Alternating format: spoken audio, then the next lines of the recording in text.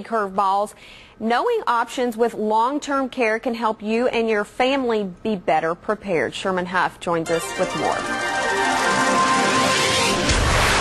And welcome back. I'm Mindy Meisel. Today we're continuing our retirement series, and today our topic is long-term care insurance, what it is, who needs it, and how much is it going to cost you in your wallet. So joining us today is Sherman Huff. He is the CEO of Spanish Cove Retirement Village. Right. Thanks again for joining us. I know you could join us quite a bit, but have you talked about this issue of long-term care insurance? Yeah, we did a segment on this probably 4 or 5 years ago, and but a lot of things have changed since that time, and recently I've been getting email questions and just people approach me in public wanting to know more about this, so I thought it's probably time to redo it again.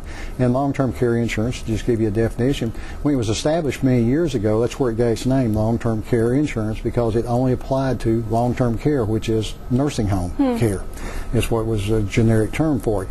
But today's long-term care insurance policies will normally cover not only nursing home care, but also assisted living and in-home care, and like I say, just home health care to help you out there. I know many of us are living longer, so is this something that more and more people are buying, or is this just becoming more popular? Well, it's certainly become more popular as people learn that they need to protect their assets. And later in this series, we'll get into what salary level and stuff you need to be at, or how much assets you need to have. That, if you have this many, you probably need to buy it. If you have way over this, you may not need to buy it. If you have under this, probably you're going to be taken care of by Medicare or Medicaid.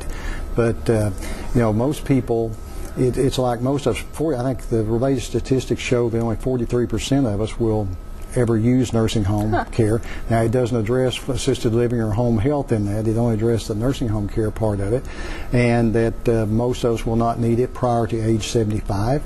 And most of us, if we do need it, will stay there only maybe a year and a half. So you can say on the one hand, well, heck, why do I even need it? But if you're one of those, it's like the tornadoes we just recently had. Right. Most of us will never have our homes destroyed by a tornado, but if we do and we don't have it, that's a catastrophic deal. So everyone has to look at it and kind of make their own decision about real quickly, who's the ideal candidate for this, and then what would it cost on average? Well, again, it's going to, the earlier you take it, the cheaper it's going to be.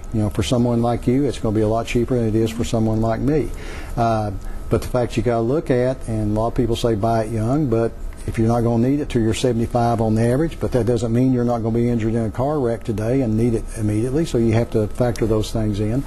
But most people will say that you certainly, if you're going to buy it, you need to buy it by about 60, because once you go past that point, it gets really, really expensive. Now, if you're a person that has some chronic conditions and stuff, you probably want to look at it before that. And if you want to take the chance that you're not going to need it through some catastrophe, wait for a while. But we can get into that more the next time we do that. I know you will. Well, thanks so much for joining us. If any of you got any questions for Sherman, what you can do is just email us